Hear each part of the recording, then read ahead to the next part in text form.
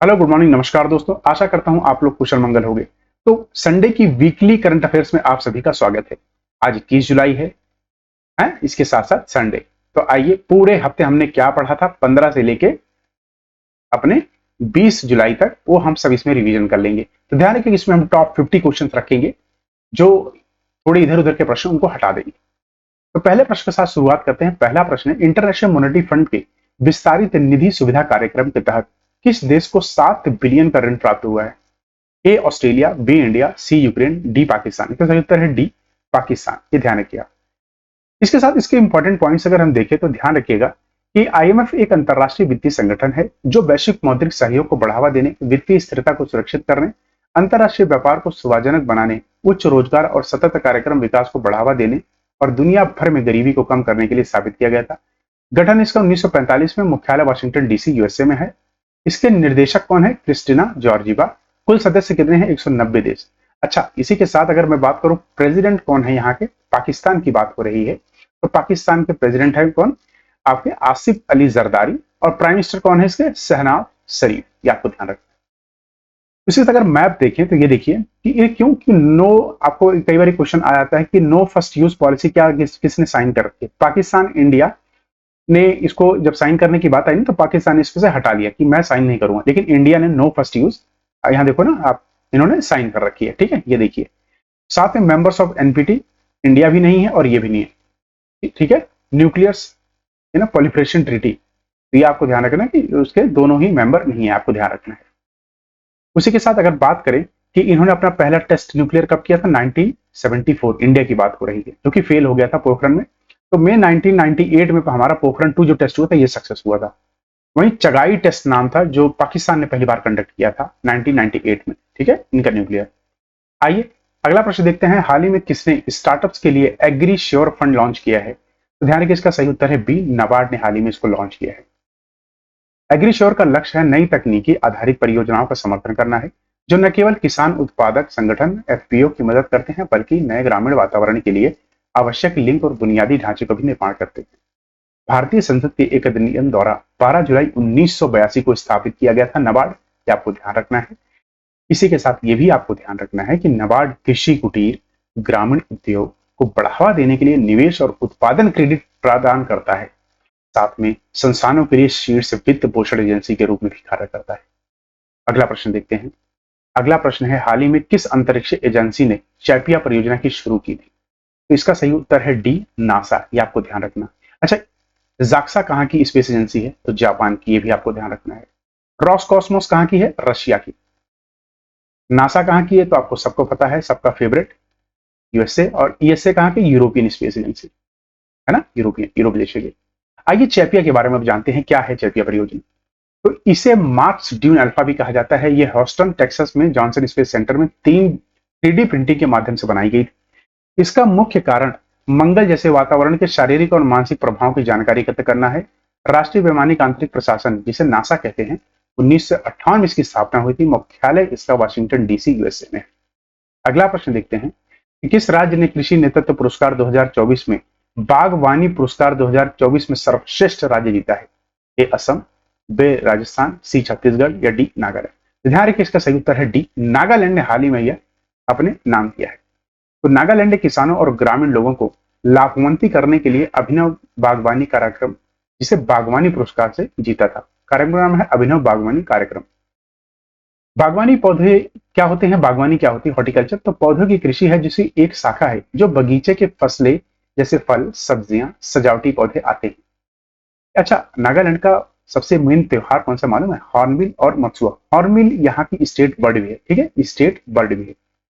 अच्छा, आप मुझे ये बताइए कमेंट बॉक्स में कि हॉर्नबिल जो है ये और किस राज्य की स्टेट बर्ड है, ये बताइए आप। साथ में मुख्यमंत्री यहाँ के नेफिड रियो हैं और गवर्नर ला गणेशन ये ध्यान रखिए। इसके साथ अगर आप, मैं कहूंगा नागालैंड का एक बार मैप जरूर देख लिया, कई बार पूछ लिया आता है कि इसकी कैपिटल क्या है, तो कैपिटल याद रखिएगा। ठीक है, अगला प्रश्न देखते हैं। अगला प्रश्न है, मानवता के प्रतिष्ठित गुलेबिनिकन पुरस्कार 2024 से किसे सम्मानित किया गया है? आंध्र प्रदेश, विप्रो, तेलंगाना या बिल एंड मिलिंडा गेट्स। इसका उत्तर है ए, आंध्र प्रदेश को हाल ही में इससे सम्मानित किया गया है। आंध्र प्रदेश सरकार के नेतृत्व में आंध्र प्रदेश सामाजिक प्रबंधित प्राकृतिक खेती APCNFC कार्यक्रम को मानवता 2024 के लिए प्रतिष्ठित गुलेबन पुरस्कार सम्मानित किया गया है। तो ये आंध्र प्रदेश सरकार की ही एक शाखा है, ये ध्यान रखना है। APCN 2016 को राष्ट्रीय सभ्यता संस्था राइस द्वारा कार्यान्वित किया गया आता है, जिसे किसान सशक्तिकरण निगम के रूप में भी जाना जाता है। क्या आपको ध्यान रखना है, ठीक है। साथ में आपको यह ध्यान रखना है कि आंध्र प्रदेश की राजधानी क्या है, अमरावती। बहुत ही इंपॉर्टेंट है। सीएम इसके चंद्रबाबू नायडू हैं, गवर्नर हैं सैयद अब्दुल नजीर। आंध्र प्रदेश का अगर मैप देख लीजिएगा, बहुत इंपॉर्टेंट है, ध्यान रखिएगा। तेलंगाना ये राज्य, इसी के नीचे ही आपका, ठीक है, आंध्र प्रदेश। पहले सी कैपिटल क्या थी, आप मुझे कमेंट बॉक्स में बताइए। आइए अगला प्रश्न देखते हैं। अगला प्रश्न है कि नीति आयोग के एसडीजी इंडिया इंडेक्स 2023-24 में भारत का नया स्कोर क्या है। तो ध्यान रखिए, भारत का स्कोर अभी जो आया है वो है C70, 71 है। ये एसडीजी मोस्ट इंपॉर्टेंट जो है इनके, ये भी आपको देखने हैं कि कौन से हैं। 17, तो भारत का समग्र स्कोर बढ़कर 71 हो गया है, जो गरीबी उन्मूलन, आर्थिक विकास, जलवायु कार्रवाई और जैसे विविधता संरक्षण जैसे प्रमुख क्षेत्रों में प्रगति को दर्शाता है। फ्रंट रनर राज्य है उत्तर प्रदेश, जम्मू कश्मीर। संयुक्त राष्ट्र द्वारा स्थापित 17 सतत विकास लक्ष्य हैं, ये आपको ध्यान रखना है। एसडीजी संयुक्त राष्ट्र के सभी 193 सदस्य देशों में 230 तक इन लक्ष्यों को प्राप्त करने की प्रतिबद्धता जताई है। एसडीजी का उद्देश्य गरीबी, असमानता, जलवायु परिवर्तन, पर्यावरण संरक्षण, शांति, न्याय जैसा वैश्विक चुनौतियों का समाधान करना है। अगला प्रश्न देखें, किस राज्य में ईस्ट इंडिया का पहला विकलांग विश्वविद्यालय स्थापित किया जाएगा। ध्यान रखिए, इसका सही उत्तर है बी, झारखंड सरकार ने हाल ही में इसको स्थापित करने का बोला है। तो ईस्ट इंडिया का पहला, अगर कहें इंडिया का पहला कहां है, तो इंडिया का पहला ध्यान रखिएगा तो जगत गुरु रामभद्राचार्य विकलांग विश्वविद्यालय, जो न केवल भारत में बल्कि पूरी दुनिया में इस तरह का पहला विश्वविद्यालय, जो कि उत्तर प्रदेश में 2001 में अनुमानित किया गया था। वहीं रांची के झारखंड में शारीरिक रूप से विकलांग छात्रों के लिए पूरी भारत का पहला विश्वविद्यालय बनाया जाएगा। नवोत्थान छात्रवृत्ति योजना इसी के साथ शुरू की गई है, जिसके तहत सरकार राज्य में मेधावी, अनाथ और शारीरिक रूप से विकलांग छात्रों के पूर्ण पाठ्यक्रम शुल्क अधिनियम से 10 लाख रुपए प्रतिवर्ष की प्रतिपूर्ति करेगी। झारखंड के सीएम हेमंत सोरेन है। झारखंड के राज्यपाल सीपी राधाकृष्णन है। अगला प्रश्न है, हाल ही में कौन सा राज्य प्रत्येक स्थानीय व्यवशासन के लिए पीपुल्स बायोडाइवर्सिटी रजिस्टर तैयार करने वाला पहला राज्य बन गया है। ए राजस्थान, बी केरला, सी उत्तराखंड या डी कर्नाटका। ध्यान रखिएगा, इसका सही उत्तर है बी केरला, ठीक है। उसी के साथ ये आपको ध्यान रखना है कि केरल स्थानीय समुदायों की मदद से प्रत्येक स्थानीय स्व सरकारी एलएसजी निकाय के लिए पीपल्स बायोडाइवर्सिटी रजिस्टर तैयार करने वाला पहला राज्य बन गया है। वहीं पीसीआर में जंगली, जलीय, शहरी, कृषि, जैव विविधता, पारंपरिक ज्ञान और वर्तमान उपयोग पैटर्न की जानकारी शामिल है। यहाँ के राज्यपाल हैं आरिफ मोहम्मद खान, सीएम है पिनराई विजयन, राजधानी तिरुवनंतपुरम है, राज्य पशु है हाथी, राज्य पक्षी है ग्रेट हॉर्नबिल। अगला प्रश्न है, हाल ही में किस राज्य ने सक्षम युवा योजना शुरू की है। ध्यान रखिएगा, इसको अभी हाल ही में सक्षम योजना हरियाणा ने शुरू की है, ठीक है। सक्षम युवा योजना हरियाणा ने शुरू की है। वहीं इसकी बात करें तो सक्षम युवा योजना का लक्ष्य गरीब परिवारों के कम से कम 60,000 युवकों को रोजगार देना है। सक्षम युवा को योजना 2024 से 94 में 5,000 युवकों को रोजगार देगी। यदि कोई आईटी सक्षम युवा नौकरी नहीं मिलती तो उसे आईटी सक्षम युवा के प्रति 10,000 रुपए का बेरोजगारी भत्ता दिया जाएगा प्रति माह। यहाँ के मुख्यमंत्री है नयाब सिंह सैनी, राज्यपाल है बंडारू दत्तात्रेय। अगला प्रश्न है, विमिल्टन महिला एकल खिताब 2024 किसने जीता। बहुत ही इंपॉर्टेंट है, तो इसको किसने जीता है, Barbora Krejcikova, Jasmine Paolini, Maria Sharapova, Serena Williams. ध्यान रखिएगा, इसको बारबोरा क्रिजुकोवा ने जीता है, ठीक है। इसी के साथ मोस्ट इंपॉर्टेंट देख लीजिए जो 4 हुए। ऑस्ट्रेलिया ओपन हार्ड कोर्ट पर खेला जाता है, पुरुष जेनिक सिनर ने जीता है, इटली के हैं। महिला आरियाना सबलांका जो कि बेलारूस की है। फ्रेंच ओपन कार्लोस अल्काजार ने जीता जो कि स्पेन के हैं। अलेक्जेंडर जेवरेव को हराया था जो कि जर्मनी के थे। वहीं वुमेन में ईगा स्विएटेक ने जीता जो कि पोलैंड की हैं। वहीं विमिल्टन की बात करें तो प्राकृतिक घास पर खेला जाता है। इसको मेन में ना कार्लोस अल्काराज ने जीता था स्पेन के, और नोवाक जोकोविक जो कि सर्बिया के, इनको हराया था। वहीं वुमेन में मार्कोडा वंडरोज जो कि चेक गणराज्य की हैं। वहीं चमोली पायलिनी को हराया था जो कि इटली की है। यूएस ओपन अभी होने वाला है, जो उसका हो जाएगा आपको अपडेट दिया जाएगा। अगला प्रश्न है, अंतरराष्ट्रीय रेत मूर्तिकला चैंपियनशिप में स्वर्ण पदक किसने जीता। तो इसका सही उत्तर है सी, सुदर्शन ने हाल ही में यह खिताब अपने नाम किया है। ये बहुत सारी कलाकृतियां दिखाते हैं रेत के माध्यम से, आपने देखा है वह बहुत सारी चीजें बनाते रहते हैं। इसी के साथ आइए मोस्ट इंपॉर्टेंट जो भी हाल ही में अवार्ड्स दिए गए, जैसे साहित्य अकादमी फेलोशिप अवार्ड रस्किन बॉन्ड को दिया गया है। गोल्डन पर्यावरण पुरस्कार जिसे नोबेल ग्रीन प्राइज भी कहते हैं, आलोक शुक्ला को दिया गया है। ट्यूरिंग पुरस्कार 2023 का एमवी एंडरसन को दिया गया है। अंतरराष्ट्रीय पुरस्कार जिसे बुकर पुरस्कार जेपी एंटरमैन को दिया गया है उनकी बुक कैरोस के लिए। इसके ट्रांसलेटर है Michael Hopman. विटली gold award green Oscar जिसे कहा जाता है पूर्णिमा देवी बर्मन को दिया गया है। 2024 का लच्छू महाराज पुरस्कार पंडित राजेंद्र गंगनाई को दिया गया है। विश्व प्रेस फोटो 2024 मोहम्मद सलीम को दिया गया है। आर्यभट्ट पुरस्कार पॉबलेबल सुब्बाराव को दिया गया है। लता दीनानाथ मंगेशकर पुरस्कार अमिताभ बच्चन को दिया गया है। एबल पुरस्कार गणित का नोबेल पुरस्कार कहते हैं मिशेल ताराग्रांड को दिया गया है। रामस पुरस्कार अमिताभ घोष को दिया गया है। 2024 प्रिज्गर पुरस्कार रिकेन यामामोटो को दिया गया है। सैन्य gender advocate of the year award 2023 Radhika Sen को दिया गया है। शाह पुरस्कार पूर्व का नोबेल पुरस्कार कहते हैं श्रीनिवास आर कुलकर्णी को दिया गया है, या ध्यान रखिएगा। किस मानववादी पुरस्कार 2024 है, यह रतन टाटा को दिया गया था, 2023 का बिल गेट्स को। अगला प्रश्न देखते हैं। अगला प्रश्न है नेपाल के नए प्रधानमंत्री के रूप में किसे नियुक्त किया गया है। शक्ल अगर आप पहचान सकते हैं तो आंसर बता देंगे, नहीं तो नहीं बता पाएंगे। तो इससे पहले कौन थे, पुष्प कमल दहल प्रचंड। तो अभी किसको किया गया है, केपी शर्मा ओली को, यह ध्यान रखेगा, ठीक है। तो नए प्रधानमंत्री साथ साथ में देख लेते हैं कौन कौन से भी नियुक्त हुए हैं। तो यूनाइटेड किंगडम के सर कीर स्टारर हुए हैं। आइसलैंड के बेनेजी बेंडिक्सन हुए हैं। फ्रांस के सबसे युवा और समलैंगिक राष्ट्रपति गैब्रियल अटल हुए हैं। फिनलैंड के प्रेसिडेंट अलेक्जेंडर स्टब हुए हैं। पुर्तगाल के पीएम बने हैं लुई मोंटेनेग्रो। आयरलैंड के नए पीएम बने हैं साइमन हैरिस। हंगरी के पीएम बने हैं तमास उल्याक। स्लोवाकिया के राष्ट्रपति बने हैं पीटर पेलेग्रिनी। मिस्र के तीसरी बार राष्ट्रपति बने हैं अब्दुल फतेह अल सीसी। इसी के साथ ईरान के राष्ट्रपति मसूद पेजेश्कियान बने हैं। पाकिस्तान के राष्ट्रपति आसिफ अली जरदारी बने हैं। वहीं कजाकिस्तान के पीएम बने हैं ओल्सास वेक्टनोव। यमन के पीएम बने हैं अहमद अवद बीन। ईरान के राष्ट्रपति देखियो मसूद पेजेश्कियान के पहले ना इंटरिम थे मोहम्मद मुखबर, क्योंकि हेलीकॉप्टर में किसकी डेथ हुई थी, इब्राहिम राइसी की। राइसी के डेथ के बाद इनको इंटरिम प्रेसिडेंट बनाया गया था। फिलिस्तीन के नए पीएम बने मोहम्मद मुस्तफा। ताइवान के राष्ट्रपति बने हैं लाई चिंगते। सिंगापुर के पीएम बने हैं लॉरेंस वेंग। इंडोनेशिया के प्रेसिडेंट बने हैं प्रबो सुनते, ये आपको ध्यान रखना है, ठीक है। इसी के साथ आइए अगले प्रश्न पढ़ते हैं। अगला प्रश्न है विंबलडन पुरुष एकल खिताब 2024 किसने जीता। Jannik Sinner, B Carlos Alcaraz, C Novak Djokovic, या डी अलेक्जेंडर जेवरेव।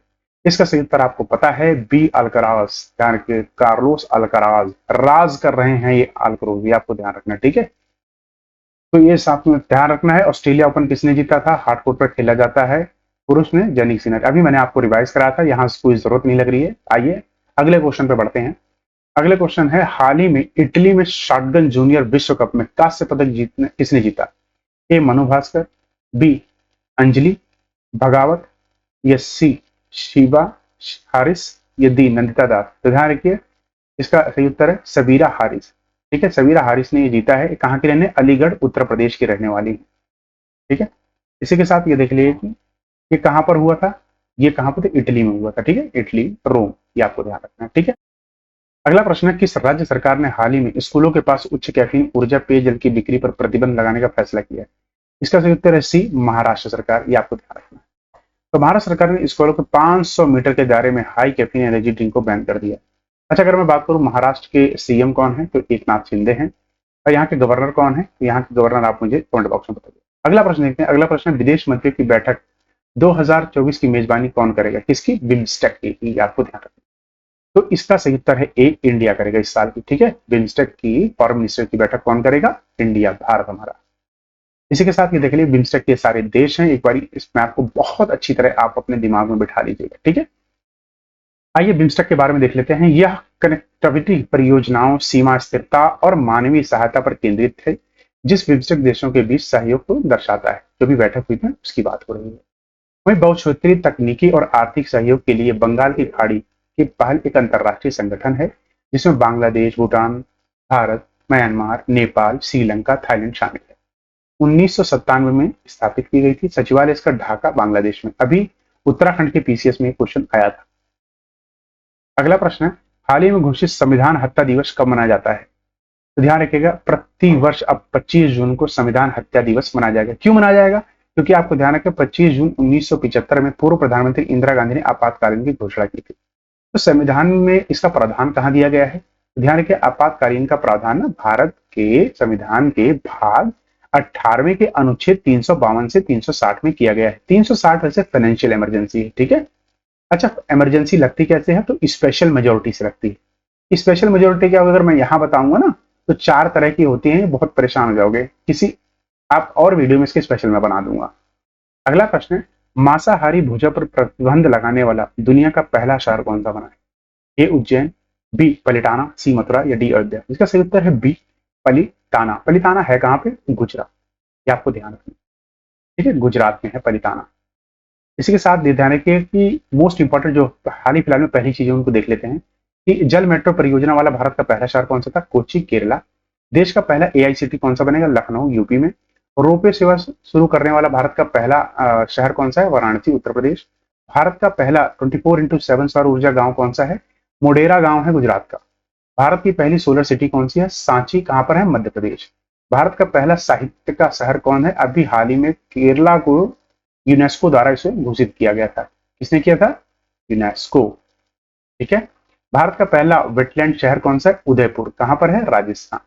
अगला प्रश्न देखते हैं। अगला प्रश्न है, world heritage young professionals forum 2024 की मेजबानी कौन सा देश करेगा?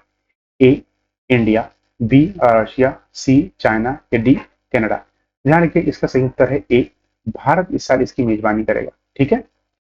उसी के साथ ये ध्यान रखिएगा कि भारत द्वारा आयोजित नई दिल्ली में 2024 world heritage young professional forum जलवायु परिवर्तन जैसी चुनौतियों के बीच वैश्विक स्थानीय विरासत को संरक्षित करने में युवा कौशल बढ़ाने पर केंद्रित है। भारत नई दिल्ली में 2024 world heritage young professional forum के साथ साथ पहली बार यूनेस्को का विश्व धरोहर समिति की बैठक भी मेजबानी करेगा। सांस्कृतिक मंत्रालय और भारत पुरातत्व सर्वेक्षण द्वारा इसे आयोजित किया जा रहा है। इसी के साथ ध्यान रखें, यूनेस्को की स्थापना कब हुई थी? 1945 में हुई थी। यूनेस्को का मुख्यालय कहाँ है? Paris, France. यहीं पर इस साल का ओलंपिक्स भी हो रहा है, ये आपको ध्यान रखना है। अगला प्रश्न देखते हैं कि आईसीसी वार्षिक सम्मेलन 2024 किस देश में आयोजित किया जाएगा? तो इसका ध्यान रखिए, इस साल श्रीलंका में आयोजित किया जाएगा। ठीक है, श्रीलंका में। वहीं आईसीसी का गठन कब हुआ था? तो 15 जून 1909 को हुआ था। मुख्यालय इसका लंदन, इंग्लैंड में है। अध्यक्ष से कौन है? Greg Barclay. बहुत इंपॉर्टेंट था। अगला प्रश्न देखते हैं। इसी के साथ देखो, अगले प्रश्न जानने से पहले मैं ये कहूंगा कि आईसीसी के सारे इंपॉर्टेंट पॉइंट्स यहाँ पर आप रिवाइज कर लीजिए। जैसे आईसीसी 19 विश्व कप 2024 ऑस्ट्रेलिया जीता था, भारत इसमें हार गया था, आपको याद होगा। आईसीसी टी20 महिला विश्व कप 2024 की मेजबानी कौन करेगा? बांग्लादेश। अभी ये शुरू होने वाला है, ध्यान रखिएगा, अक्टूबर या नवंबर में होगा। वहीं आईसीसी टी20 पुरुष विश्व कप की मेजबानी यूएसए ने की थी, उसके साथ साथ वेस्ट इंडीज ने की थी।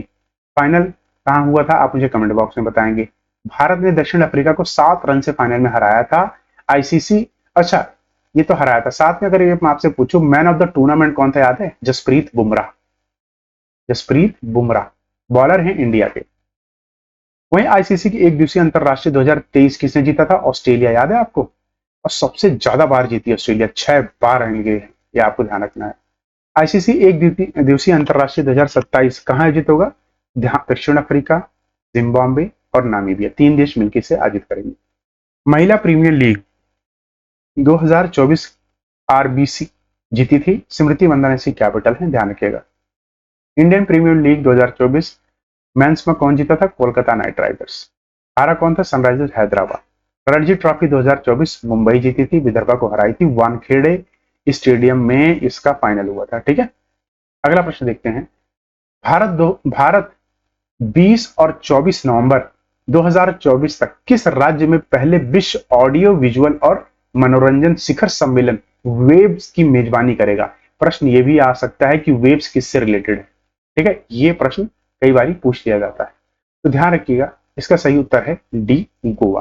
ठीक है। इसका उद्देश्य सहायक नीतियों और मजबूत बौद्धिक संपदा अधिकारों के माध्यम से भारत को एक वैश्विक निर्माण केंद्र बनाना है। चीफ मिनिस्टर है प्रमोद सावंत और गवर्नर है पीएस श्रीधरन पिल्लई, ये आपको ध्यान रखना है। ये गोवा का मैप देख लीजिए एक बार, बहुत ही इंपॉर्टेंट है। गोवा की कैपिटल है पणजी। ठीक है। और यही सबसे पहला राज्य है जहां UCC uniform civil code apply हुआ था। यूनिफॉर्म सिविल कोड का आर्टिकल कौन सा है? 44। ठीक है, कॉन्स्टिट्यूशन का। अगला प्रश्न देखते हैं। हाल ही में खबरों में देखा गया प्रोजेक्ट 2025 किस देश से संबंधित है? इनकी फोटो देख के आपको पता तो चल गया होगा कि ये यूएसए से संबंधित है। डोनाल्ड ट्रंप हैं ये। तो ये इस देश के 46वें राष्ट्रपति थे। 47वें अभी कौन है? Joe Biden. तो ध्यान रखिएगा, प्रोजेक्ट 2025 रूढ़िवादी नीति प्रस्तावों का एक समूह है जो डोनाल्ड ट्रंप के विरोधियों के लिए एक केंद्र का बिंदु बन गया है और जो इसके संभावित सत्तावादी नीतियों को चेतावनी देते हैं। अब क्या है ना, कुछ कुछ चीजें ऐसी प्रश्न आ जाते हैं कई बार कि प्रोजेक्ट 2025 के आपको कंफ्यूज करने के लिए बहुत सारे दे देंगे। तो ध्यान रखिएगा, डोनाल्ड ट्रंप को गिराने की ये पूरी तरह यह है कि ताकि ये जीत ना सके। अगला प्रश्न देखते हैं। अगला प्रश्न है, वन साइंटिस्ट वन प्रोडक्ट योजना किसने शुरू की है? ए डीआरडीओ, बी इसरो, सी आईसीएआर या डी एचयूएल। ध्यान रखिए, इसका सही उत्तर है आईसीएआर। ठीक है, ये आपको ध्यान रखना है। इसी के साथ ही आपको ध्यान रखना है कि एक वैज्ञानिक एक उत्पादक कार्यक्रम कृषि विज्ञान और प्रौद्योगिकी को आगे बढ़ाने के लिए संगठन की प्रतिबद्धता में एक महत्वपूर्ण पहल है।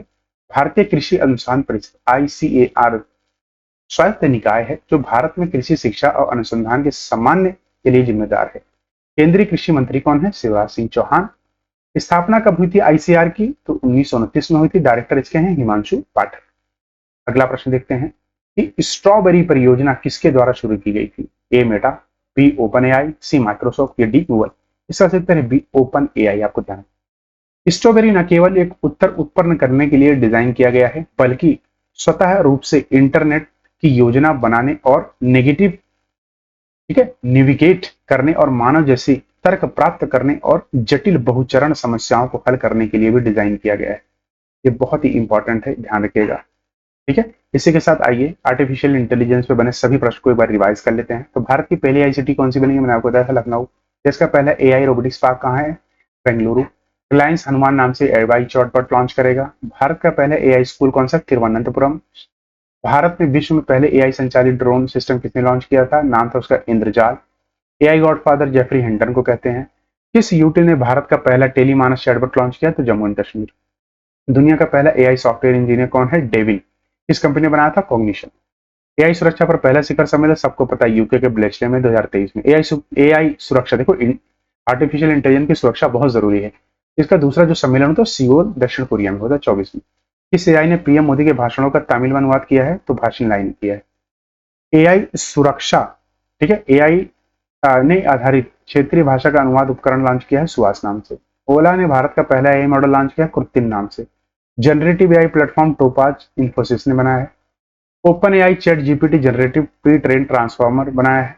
रशिया का एआई गीगा चैट है। किसने एआई ओडिसी प्रोग्राम लॉन्च किया है? माइक्रोसॉफ्ट ने। शिक्षा को बहुभाषावाद बढ़ाने देने के लिए किस नाम से एआई आधारित एक लैब लॉन्च किया है? अनुवादिनी। वर्ल्ड फर्स्ट एआई ड्रेस किसने बताया? मेडुसा ड्रेस नाम है, गूगल के एम्प्लॉय ने बनाया है, कृष्णा अर्ल ने। अगला प्रश्न देखते हैं। अगला प्रश्न है, विश्व युवा कौशल दिवस कब मनाया जाता है?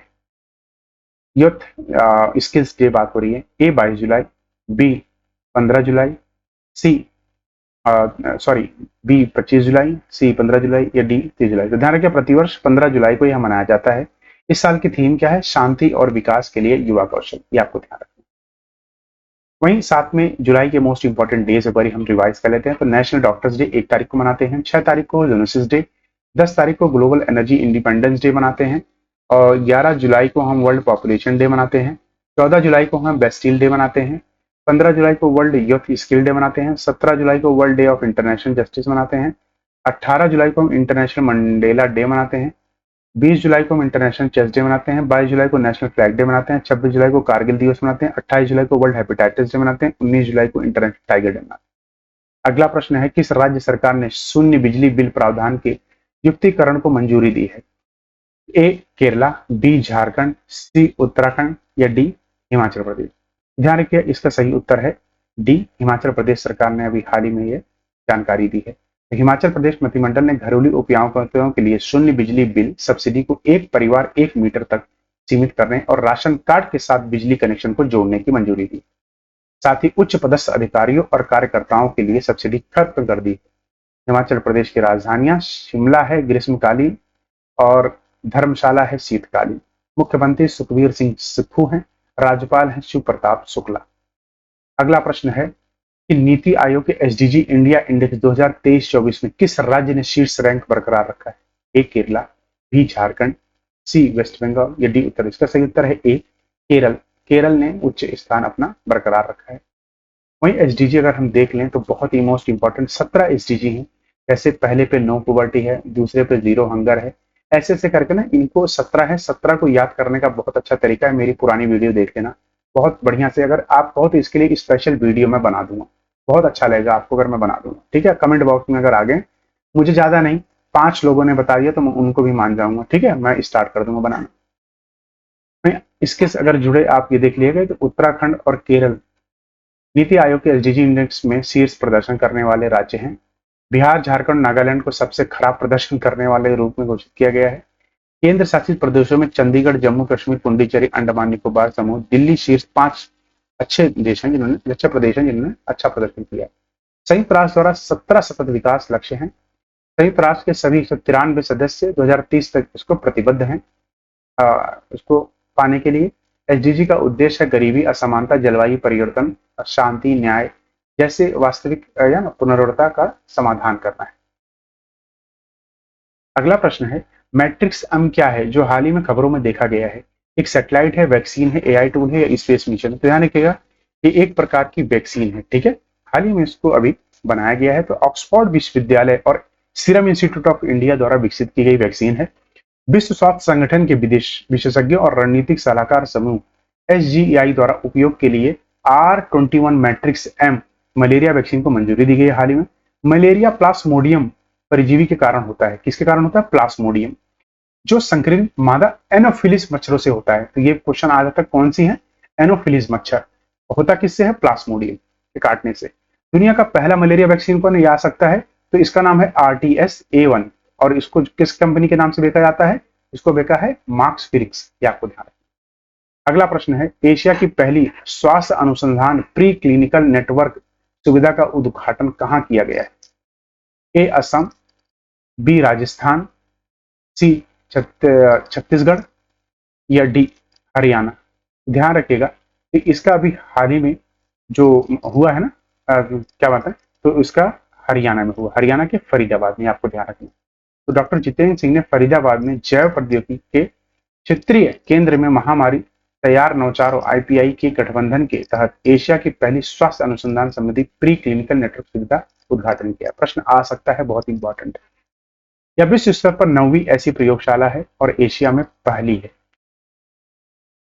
अगला प्रश्न है स्टार एक्स क्या है जो हाल ही में खबरों में देखा गया है?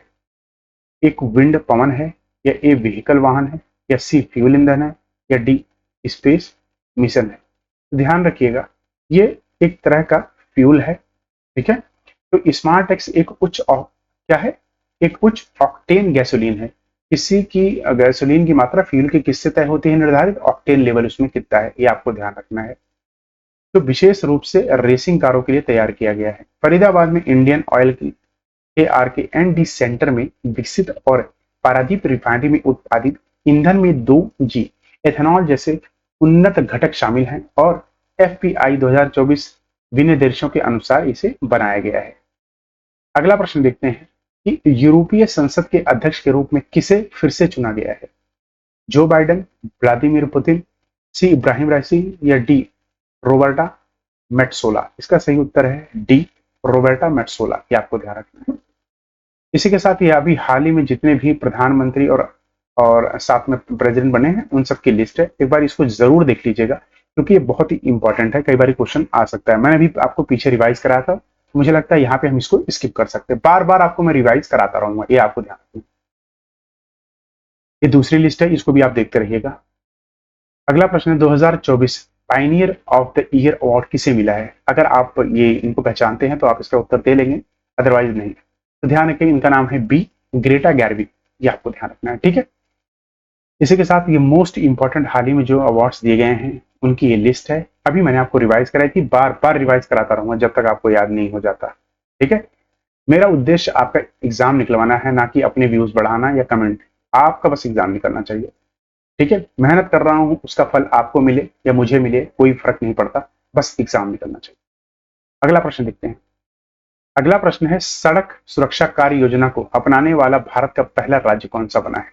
तो ए राजस्थान, ये ध्यान रखिएगा। राजस्थान विश्व बैंक के सहयोग से सड़क दुर्घटनाओं को 50% तक कम करने के उद्देश्य से 10 साल की कार्य योजना को विकसित करने वाला भारत का पहला राज्य बन गया।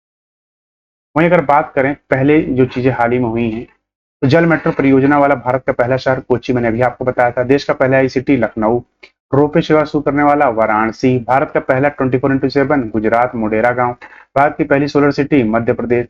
तो देखिए ये बार बार मैं आपको कराता रहूंगा। भारत का साहित्य का शहर कोझिकोड, किसने बताया था कमेंट बॉक्स में बताइए। भारत का पहला वेटलैंड शहर उदयपुर राजस्थान। अगला प्रश्न देखते हैं। अगला प्रश्न है, कुल कितने भारतीय राज्यों और केंद्र शासित प्रदेशों ने प्रजनन दर लक्ष्य हासिल किया है? इसका सही उत्तर है बी, 31 राज्य और केंद्रित प्रशासित प्रदेशों ने अभी हाल ही में इसको लक्ष्य हासिल किया है। वही अगर बात करें सरकारी आंकड़ों पे पता चला है कि भारत के 36 राज्यों और केंद्र शासित प्रदेशों में से 31 ने 2.1 की प्रतिस्थापना प्रजनन दर पहुंच गई है। हालांकि बिहार, उत्तर प्रदेश, झारखंड, मेघालय और मणिपुर में अभी भी ज्यादा है। तो कितने राज्यों में ज्यादा है? 1, 2, 3, 4, 5 राज्यों में अभी भी ये ज्यादा ही, आपको ध्यान रखना है। 2050 तक भारत का टोटल फर्टिलिटी रेट 1.2 तक गिर सकती है, ऐसे माना जा रहा है।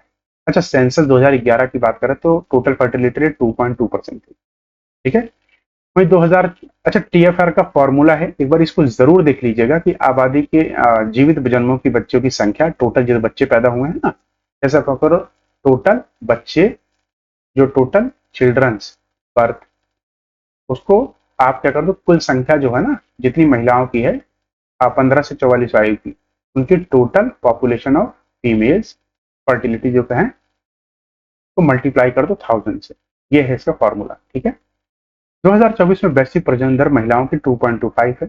लिंग अनुपात प्रति 1000 पुरुषों पर 943 महिलाएं के हैं। ये सेंसस 2011 की बात कर। अगला प्रश्न है, हाल ही में यूनेस्को द्वारा बायोस्फीयर रिजर्व के विश्व नेटवर्क में कितने नए बायोस्फीयर रिजर्व जोड़े गए हैं? वेरी इंपॉर्टेंट क्वेश्चन है, मार्क कर लीजिएगा। तो इसका सही है 11 देशों से 11 ध्यान रखना, 11 देशों से 11 बायोस्फीयर जोड़े गए। ठीक है, तो आपको ध्यान रखना, संयुक्त राष्ट्र वैज्ञानिक और सांस्कृतिक संगठन यूनेस्को ने हाल ही में 11 देशों से 11 बायोस्फीयर जोड़े हैं। बायोस्फीयर रिजर्व क्या होते हैं? विश्व नेटवर्क में साइटों की कुल संख्या कितनी हो गई अब? 759 है, जो दुनिया भर के 136 देशों में फैला हुआ है। बायोस्फीयर रिजर्व यूनेस्को द्वारा उन क्षेत्रों के लिए दिया गया एक अंतरराष्ट्रीय पद है जो महत्वपूर्ण प्राकृतिक और सांस्कृतिक परिदृश्य का प्रतिनिधित्व करते हैं। 1986 में भारत सरकार ने यूनेस्को के मैन एंड बायोस्फीयर कार्यक्रम के साथ बायोस्फीयर रिजर्व योजना शुरू की थी। भारत ने कब अपनाया था? 1986 में। भारत में 18 अधिसूचित बायोस्फीयर रिजर्व हैं, जिनमें से 12 को यूनेस्को ने MAB कार्यक्रम द्वारा मान्यता प्राप्त की है। अगला प्रश्न है, अंतरराष्ट्रीय न्याय के लिए विश्व दिवस कब मनाया जाता है? Very important question, very important question. उदाहरण के प्रति वर्ष ये मनाया जाता है 17 जुलाई को। ठीक है, आइए इसी के साथ मोस्ट इंपॉर्टेंट जुलाई के जो डेज हैं फटाफट आप रिवाइज कर लीजिएगा। वीडियो पॉज करिए और फटाफट इसको रिवाइज करिए, तब आगे बढ़िए। आइए अगला प्रश्न देखते हैं। अगला में किस संगठन ने चिकित्सा उपकरण सूचना प्रणाली मेडविस लॉन्च की है? इसका सही उत्तर है सी, वर्ल्ड हेल्थ ऑर्गेनाइजेशन ने हाल ही में इसको लॉन्च किया है।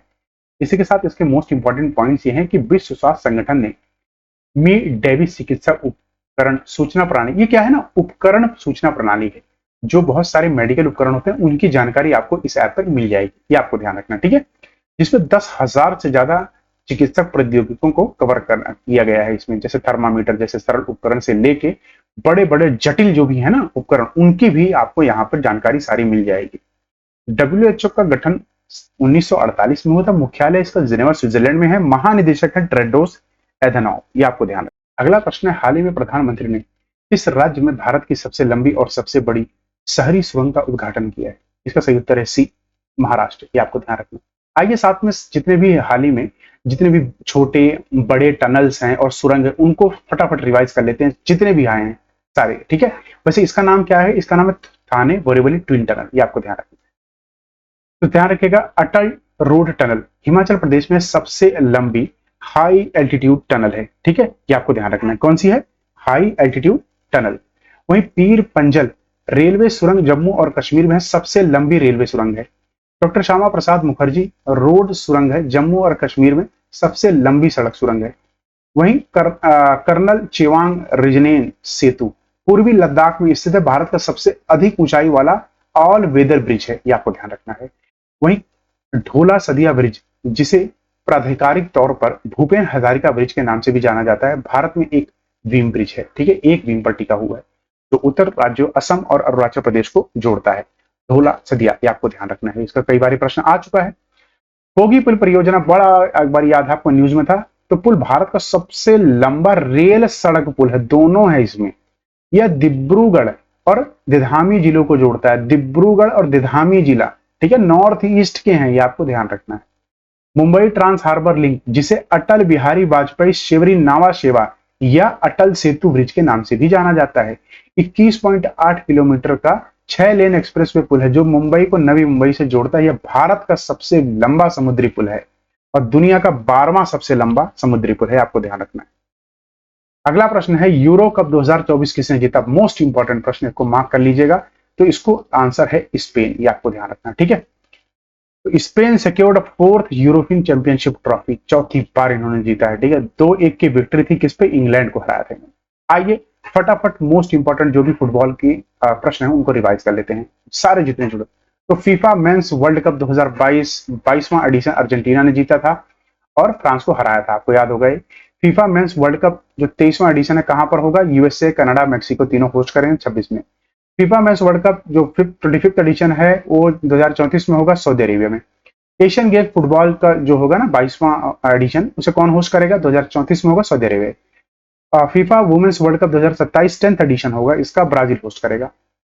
BBC sports personality of the year 2024 England की फुटबॉलर है मैरी एप्स को मिला था। Best team of the year Manchester City है, ध्यान रखिएगा।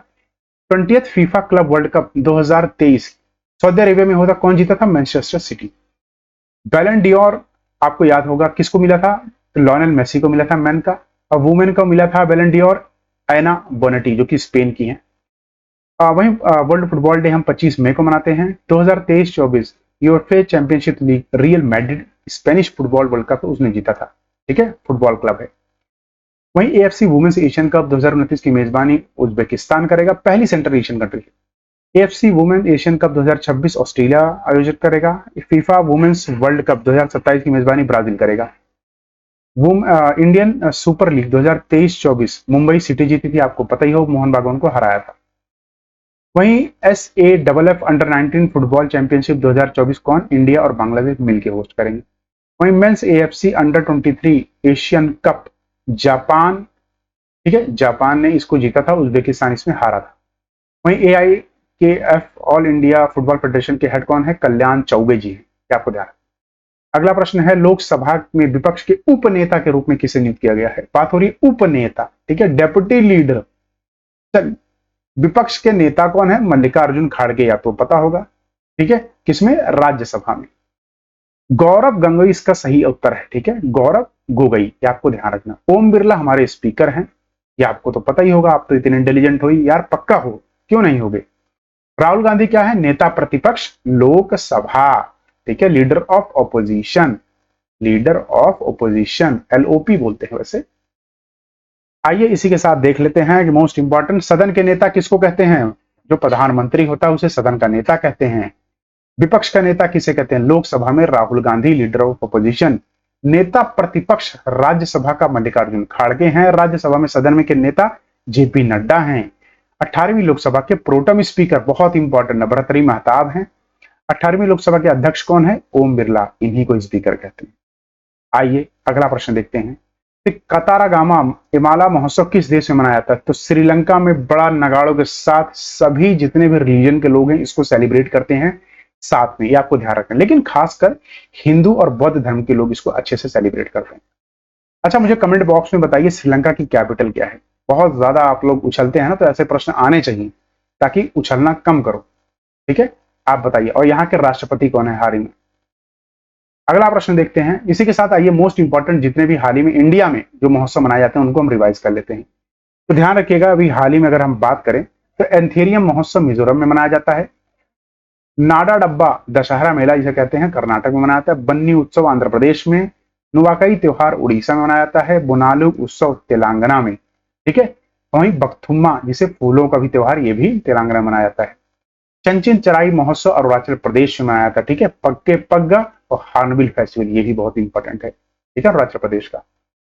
कैर पूजा महोत्सव त्रिपुरा में मनाया जाता है। हरेला त्योहार उत्तराखंड में ऋतुओं का स्वागत का त्योहार है।